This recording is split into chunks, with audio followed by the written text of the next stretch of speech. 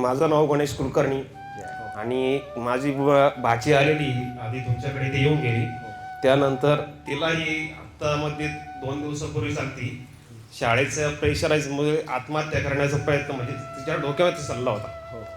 तर त्यावेळेस तुम्ही सांगितल्यानंतर तिच्या डोक्यामध्ये काय चाललंय ती जी रडली.